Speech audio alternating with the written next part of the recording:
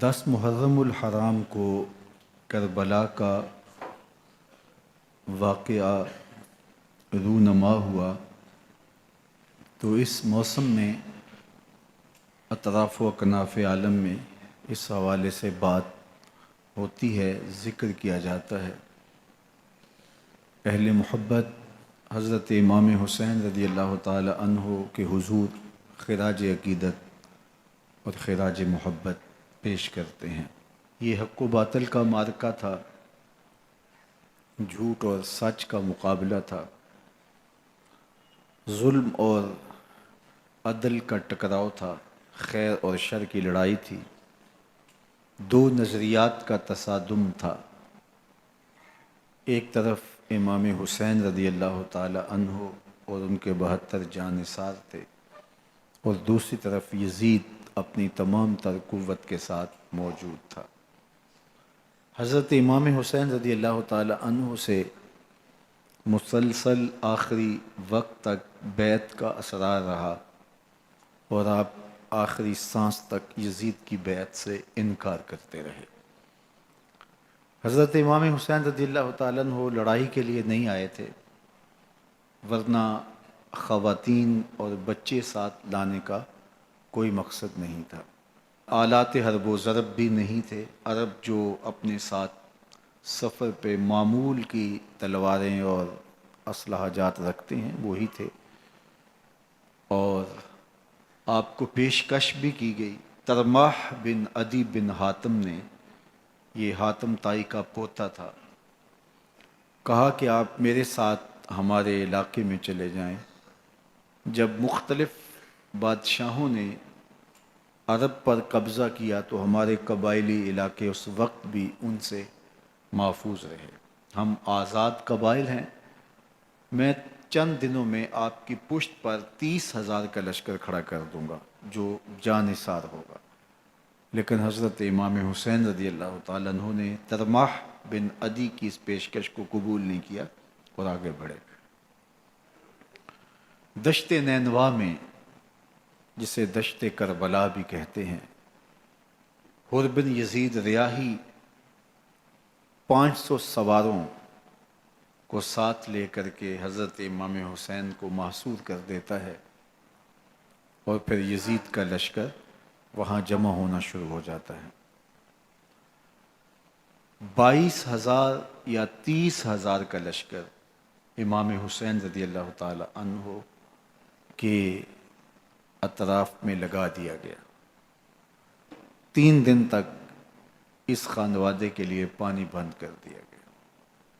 پانی کے بغیر تو انسان کی زندگی معطل ہو جاتی ہے، اور 3 دن کی مسلسل پیاس، اور پیاس میں بلکتے 6 ماہ کے بچے، خواتین اور بوڑھے۔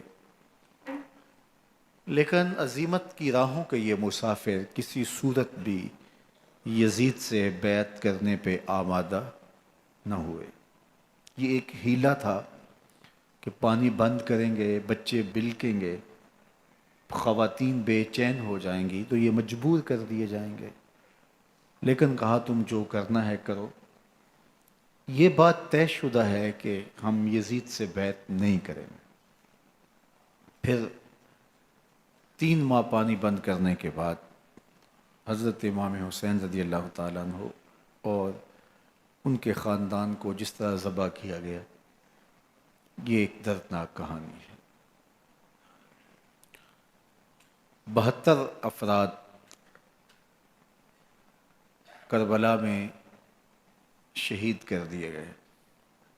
اہل حق کا یہ قافلہ بھوک اور پیاس سے نڈھال تھا، لیکن عزیمت کی راہوں کا یہ مسافر سرنگوں نہیں ہوا اور یزید کے ہاتھ پہ بیعت نہیں کی۔ امام حسین رضی اللہ تعالی عنہ آپ کے بیٹے، بھائی، بھتیجے، بھانجے، اعیان و انصار، محبین شہید کر دیے گئے۔ 70 لوگ آپ سے پہلے شہید کیے گئے، پھر امام حسین رضی اللہ تعالی عنہ شہید کر دیے گئے۔ سوید نامی ایک زخمی وہ چھری لے کر کے حملہ آور ہوئے اور وہ بھی شہید کر دیے گئے. یہ کربلا کے آخری شہید تھے جو حضرت امام حسین کے بعد شہید ہوئے. لیکن ان کی خون آشام تلواروں کی ابھی پیاس نہیں بجھی اور ان کی آتش غیظ و غضب ابھی ٹھنڈی نہیں ہوئی. شمز الجوشن حضرت علی اوسط جنہیں امام زین العابدین کے نام سے دنیا جانتی ہے، 14 سال کی عمر میں تھے، بیمار تھے، خیمے میں گھس کے ان کو بھی شہید کرنے لگا.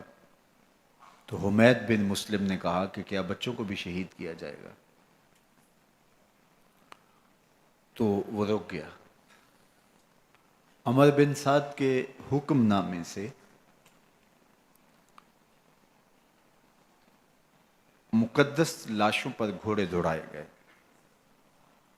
حتیٰ کہ ان کی ہڈیاں چور چور ہو گئیں اور شہیدوں کے سر نیزوں پہ چڑھا دیے گئے. حسین ابن علی اور ان کے آیان و انصار کاٹ دیے گئے. فتح کے نقارے بجے، جشن منائے گئے اور یہ قافلہ کربلا سے کوفے کی جانب روانہ ہوا. شہیدوں کے سر نیزوں پہ آگے آگے چل رہے ہیں اور اونٹوں کے اوپر حضور کی بیٹیاں، حضور کی شہزادیاں اور حضرت امام زین العابدین کو باندھا گیا ہے. اور یہ تقدس مآب قافلہ کوفے پہنچتا ہے. ابن زیاد بہت خوش تھا کہ جیسے اس نے کوئی بہت بڑا کام کر لیا ہو. نواسہ رسول کا سر ایک تشت میں رکھا اس کے سامنے تھا اور وہ چھڑی سے آپ کے ہونٹوں اور آپ کے دانتوں پر ضرب لگاتا. حضرت زید بن ارقم رضی اللہ تعالی عنہ صحابی رسول اس مجلس میں موجود تھے. وہ کھڑے ہو گئے، غصے سے ان کا بدن کانپ رہا تھا اور آپ نے کہا، ظالم، چھڑی کو یہاں سے ہٹا لے. میں نے خود ان آنکھوں سے رسول اللہ کو یہ ہونٹ چومتے ہوئے دیکھا ہے. ابن زیاد غصے میں بپھرا ہوا بولا، اگر تو بوڑھا نہ ہوتا تو میں تیری گردن اڑا دیتا. حضرت زید بن ارقم روتے ہوئے دربار سے باہر نکلے اور ساتھ اہل کوفہ کو مخاطب کر کے کہا کہ اہل کوفہ، تم نے حسین ابن علی کو شہید کر دیا اور ابن مرجانہ کے غلام بن گئے. حضرت زینب سلام اللہ علیہا ایک کونے میں بیٹھی تھی، پرانے کپڑوں میں ملبوس. ایک وہ وقت بھی تھا کہ سیدہ زینب سلام اللہ علیہا جب کوفے میں آئیں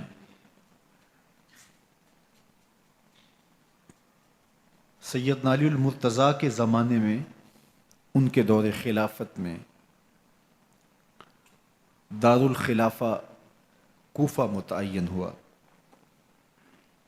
تو یہ مدینے سے کوفے آئیں تو اس وقت کوفے کی معزز خواتین نے ان کا استقبال کیا.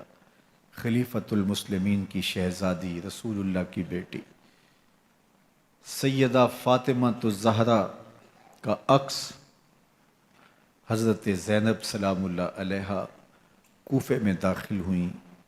تکریم، عزت اور وقار کے ساتھ آپ کا استقبال کیا گیا اور آپ خواتین کو درس قرآن دیتی، حضور کی شریعت سکھاتی. اور آج وہی کوفہ ہے، وہی دیوار و در ہیں، اور وہی زینب ہے، اور آج زینب کے ساتھ حسین ابن علی کا کٹا ہوا سر ہے۔ پرانے کپڑوں میں ملبوس حضرت زینب سلام اللہ علیہ آج اسی کوفے میں داخل ہوئی ہیں۔ دارالامارت کے ایک کونے میں تشریف فرما ہے کہ ابن زیاد پوچھتا ہے یہ خاتون کون ہے؟ حضرت زینب خاموش رہیں۔ اس نے دوسری مرتبہ پوچھا، آپ پھر خاموش رہیں۔ تیسری مرتبہ پوچھا، آپ پھر خاموش رہیں۔ پھر ایک لونڈی نے بتایا یہ زینب بنت علی ہیں۔ تو اس کے سامنے حضرت امام حسین کا کٹا ہوا سر پڑا تھا، اور وہ حضرت زینب سے مخاطب ہو کے کہنے لگا کہ اللہ نے تمہیں شکست دی اور یزید بن معاویہ کو فتح عطا کی۔ تو حضرت زینب سلام اللہ علیہ پھر دربار ابن زیاد میں ایک خوبصورت خطبہ عطا کیا۔ زینب بول رہی تھی، لگ رہا تھا مولا کائنات بول رہے ہیں۔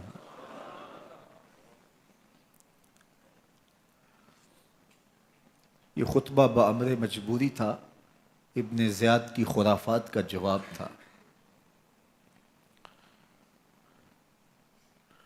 تو ابن زیاد سے اس کا جواب تو نہ بن پڑا، لیکن کہنے لگا کہ بڑی مکفہ اور مسجع گفتگو کی، تمہارا باپ علی بھی بہت اچھا شاعر تھا۔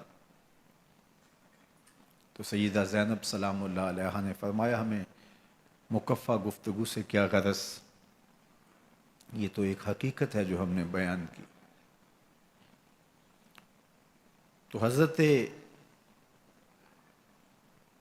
علی اوسط امام زین العابدین بھی پاس تھے، تو دیکھ کر کے کہنے لگا کہ یہ لڑکا کون ہے؟ تو فرمایا میں علی بن حسین ہوں۔ تو کہا کہ انہیں تو قتل کر دیا گیا۔ کہا وہ میرے بھائی تھے اور ان کا نام بھی علی تھا، میرا نام بھی علی ہے۔ تو اس نے کہا کہ اس لڑکے کو لے جاؤ اور قتل کر دو۔ حضرت زینب علی اوسط امام زین العابدین کے ساتھ چمٹ گئیں اور کہا کہ اگر تم اسے قتل کرو گے تو اس کے ساتھ مجھے بھی قتل کرنا ہوگا۔ تو ابن زیاد کہنے لگا کہ یہ عورت سچ کہتی ہے، واقعی اس کے جذبات یہی ہیں۔ اور الصلاۃ جامعہ کی پکار کے ساتھ مسجد کوفہ میں آ گیا۔ کوفے کے لوگ سارے ابن زیاد کے سامنے تھے۔ امام حسین کا کٹا ہوا سر ابن زیاد کے سامنے تھا، اور اس نے کہا کہ اللہ نے یزید بن معاویہ کو فتح دی اور کذاب ابن کذاب معاذ اللہ حسین ابن علی کو شکست دی۔ جب اس نے یہ بات کہی تو عبداللہ بن عفیف الازدی رضی اللہ تعالی عنہ موجود تھے، وہ کھڑے ہو گئے۔ غصے سے ان کا بدن کانپ رہا تھا، اور آپ نے پوری ہمت کے ساتھ ابن زیاد کو جواب دیتے ہوئے کہا، ظالم، حسین سچا، حسین کا باپ بھی سچا، تو جھوٹا، تیرا باپ بھی جھوٹا، جس نے تجھے امیر بنایا وہ بھی جھوٹا۔ تو ابن زیاد نے جب اپنے بارے عبداللہ بن عفیف سے یہ بات سنی تو اس نے حکم دیا کہ ان کا سر کاٹ دیا جائے، اور پھر حضرت عبداللہ ابن عفیف رضی اللہ تعالی عنہ کو شہید کیا گیا اور ان کی لاش کو سولی چڑھا دیا گیا۔ حق کی راہ کے یہ مسافر اپنی جان کس طرح راہ خدا میں سپرد کر رہے تھے۔ اہل کوفہ سہمے ہوئے، ڈرے ہوئے ابن زیاد کے دربار میں بیٹھے تھے، اور امام حسین رضی اللہ تعالی عنہ کے قتل کا، ان کی شہادت کا انہیں دکھ تو تھا، لیکن ان کے اندر ہمت، طاقت اور توانائی نہیں تھی۔ ان کی تلواریں یزید کے ساتھ رہیں اور دل امام حسین رضی اللہ تعالی عنہ کے ساتھ رکھنے کی بات کرتے تھے۔ پھر یہ قافلہ کوفہ سے چلتے چلتے دمشق کی جانب عازم سفر ہوا۔ ایک اونٹ پہ تین تین لوگوں کو سوار کیا گیا تھا۔ امام زین العابدین کو سوار بھی کیا گیا اور بدن پر زنجیریں بھی باندھی گئیں، جکڑ کر کے سواری پہ بٹھایا گیا۔ اللہ اکبر! جہاں جہاں سے یہ لوگ گزرتے لوگوں کو ان کی حالت پہ رحم آتا۔ بہت سارے لوگ نہیں جانتے تھے یہ کون ہیں۔ عمومی طور پہ راستوں میں یہی بتایا گیا کہ کچھ باغی لوگ ہیں جنہوں نے حکومت سے بغاوت کی، تو ان کے کیفر کردار تک پہنچا دیا گیا۔ راستے میں ایک گرجا گھر آیا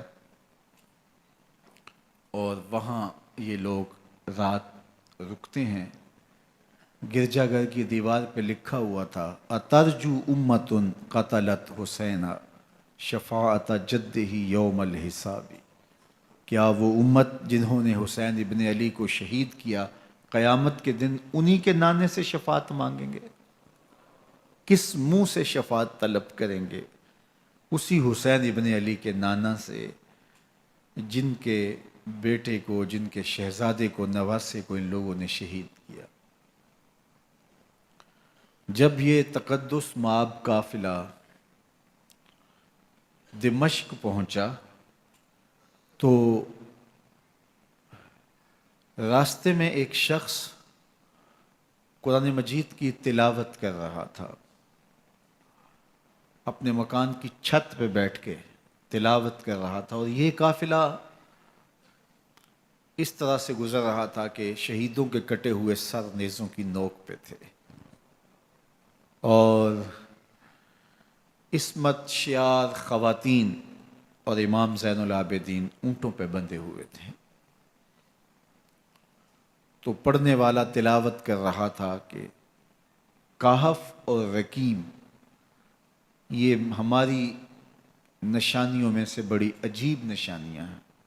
تو جب وہ پڑھ رہا تھا تو سر حسین سے آواز آئی یا تالی القرآن، اے قرآن پڑھنے والا، اصحاب کہف سے زیادہ عجیب قتلی و حملی، میرا قتل کرنا اور نیزے کی نوک پہ چڑھایا جانا ہے۔ یہ قافلہ یزید کے دربار میں پہنچتا ہے۔ یزید بہت خوش ہوا اور اس نے حضرت امام زین العابدین رضی اللہ تعالیٰ عنہ سے کہا کہ تمہارے باپ نے میری حکومت کے خلاف بغاوت کی اور وہ اپنے انجام کو پہنچے۔ تو آپ نے جواب میں قرآن مجید کی آیات کی تلاوت کی اور اہل بیت کے مناقب اور فضائل بیان کیے۔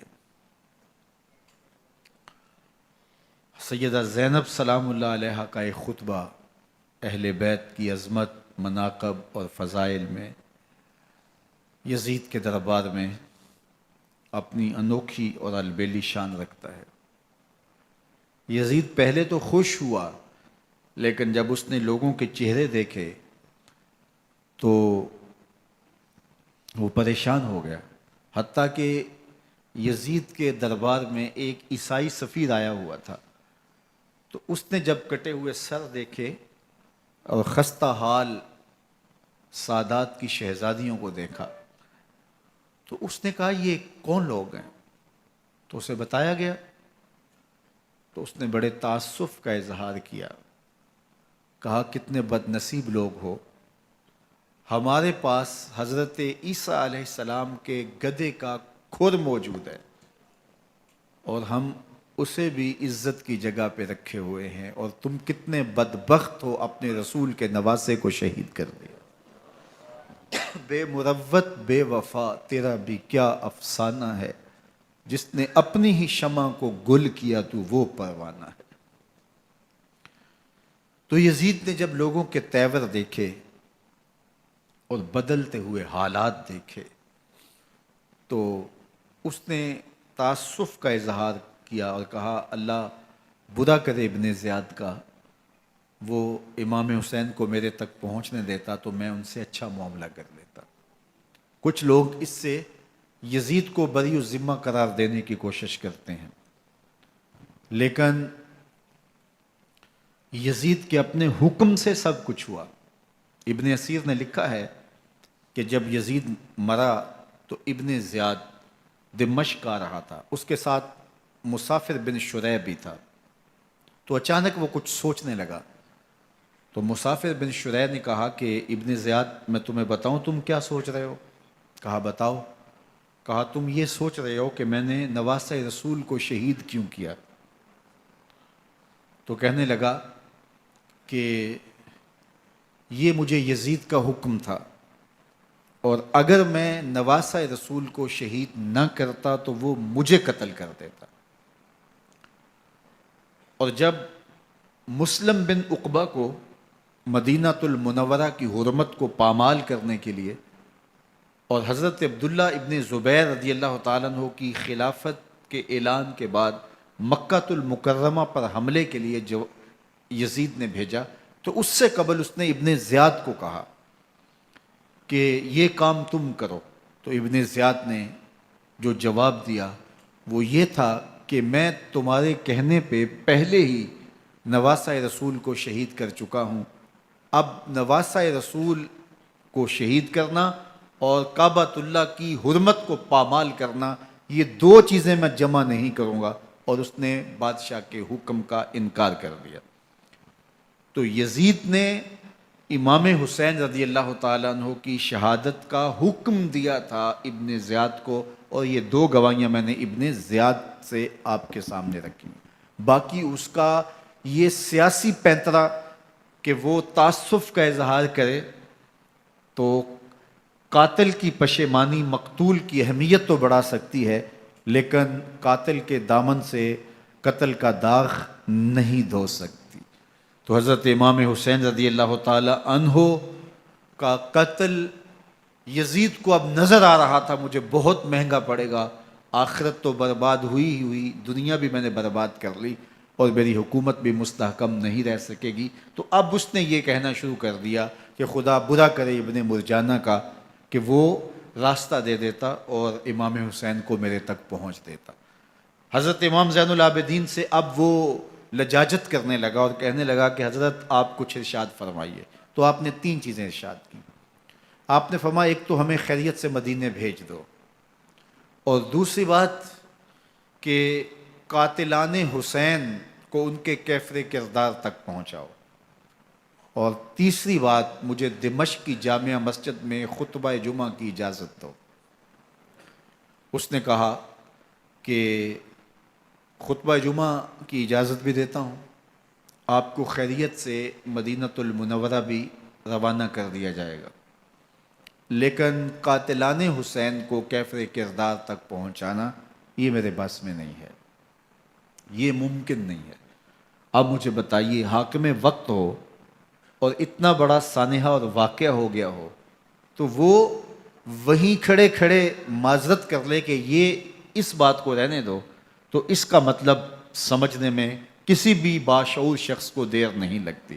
اسے چاہیے تھا کہ وہ کہتا کہ میں اس کی تحقیق کروا کے جو بھی مجرم ہے وہ کیفر کردار تک پہنچے گا، اور آپ نہ بھی کہتے تو یہ میں کرتا چونکہ میں حاکم وقت ہوں۔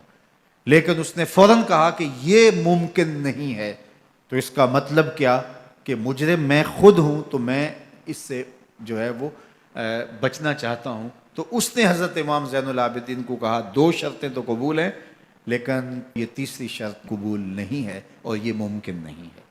تو یہ واضح اس بات کا اشارہ ہے کہ یزید کے حکم سے، اس کی منشا سے اور اس کے کہنے سے حضرت امام کو شہید کیا گیا، اور اس نے حضرت امام حسین رضی اللہ تعالی عنہ کے مبارک لبوں پر چھڑیاں بھی ماری اور آپ کے دانتوں پر ضربیں لگائیں چھڑیوں کی۔ وہ تو ایک صحابی وہاں موجود تھے جو کھڑے ہو گئے، انہوں نے کہا ارفع ھذا القدیب عن ھاتین الشفتین، ان ہونٹوں سے چھڑی ہٹا لے، میں نے ان آنکھوں سے رسول اللہ کو یہ ہونٹ چومتے ہوئے دیکھا ہے۔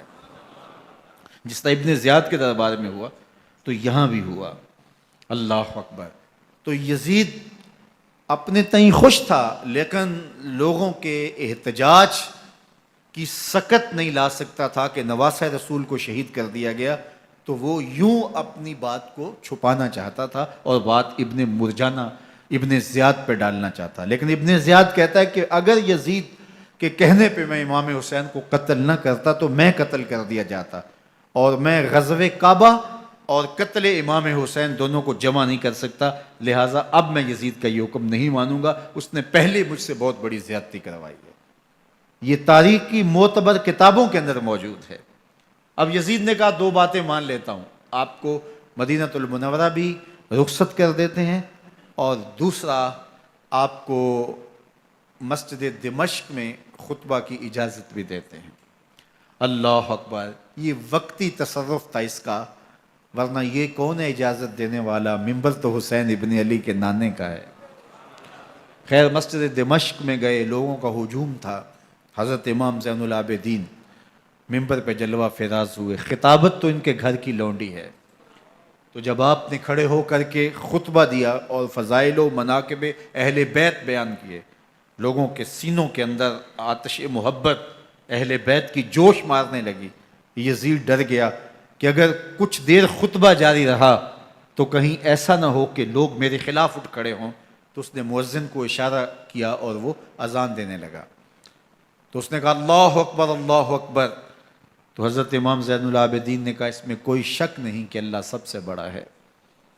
پھر کہا اشہد اللہ الہ الا اللہ، تو امام زین العابدین نے فرمایا کہ ہم نے اس بات کی اپنے خون سے گواہی دی ہے کہ اللہ کے علاوہ کوئی معبود نہیں ہے۔ پھر اس نے کہا اشہد ان محمد رسول اللہ، تو حضرت امام زین العابدین نے یزید کی آنکھوں میں آنکھیں ڈال کے کہا یزید دیکھ، اذان میں تیرے نانے کا نام ہے یا میرے نانے کا نام ہے؟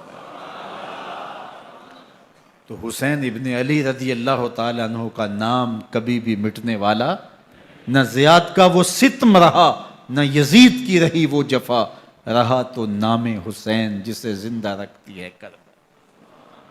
یزید نے امام حسین رضی اللہ تعالیٰ عنہ کو راستے سے ہٹا دیا، اس کا خیال تھا کہ یہ باغی ہیں اور میں ان کو کچل دوں۔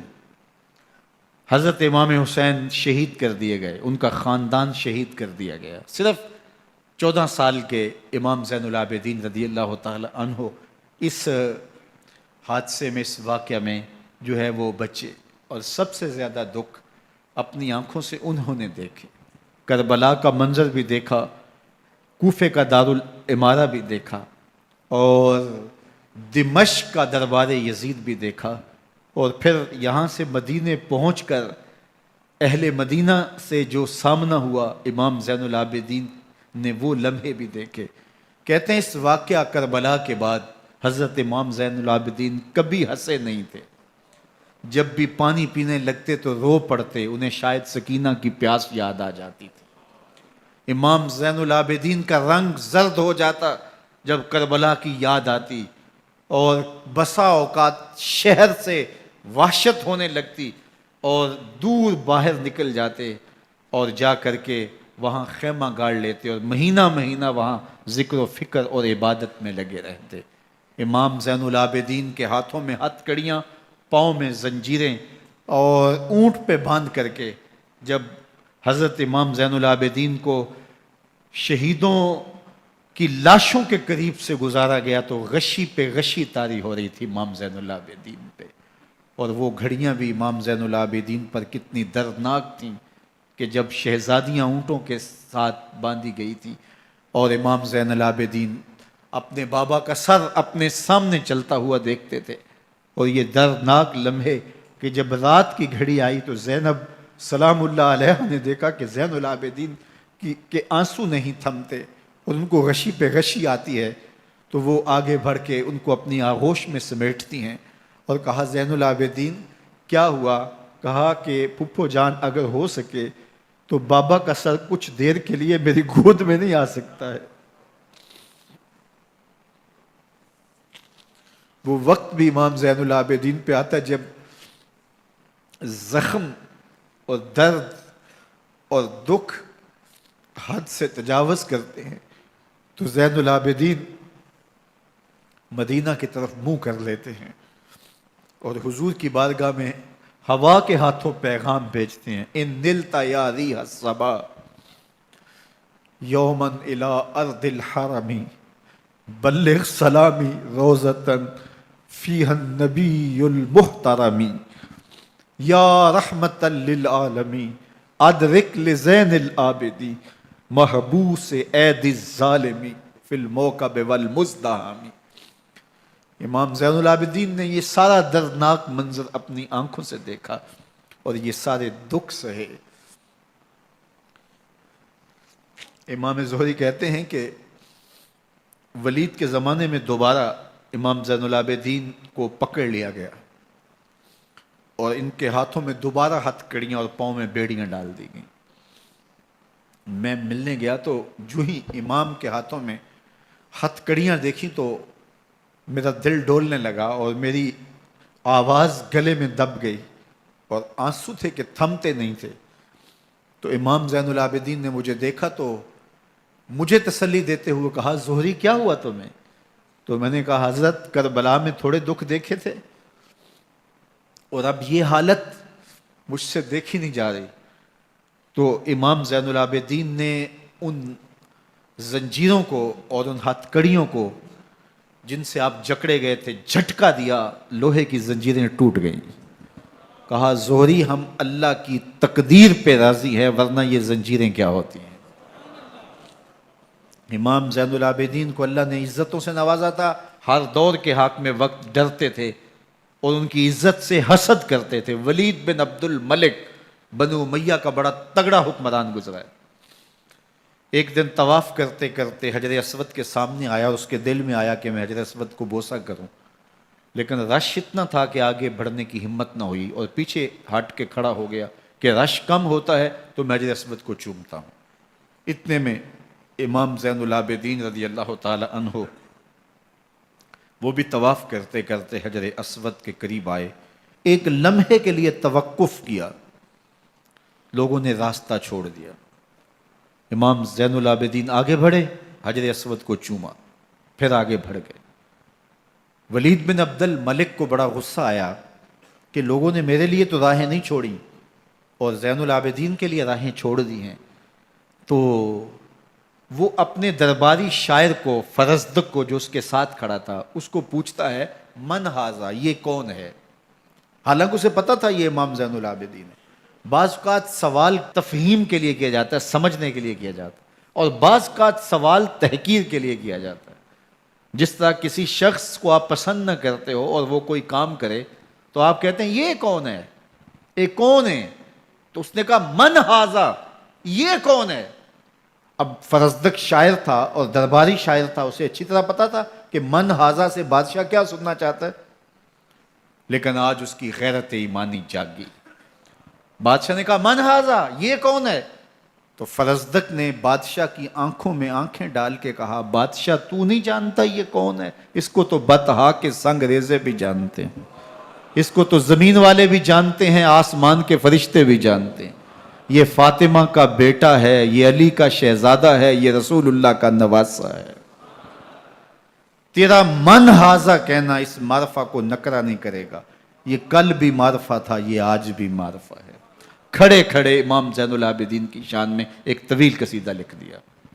بادشاہ تو اس سے کچھ اور سوچ رہا تھا، الٹ ہو گیا، اس نے فرزدق کو جیل میں ڈال دیا۔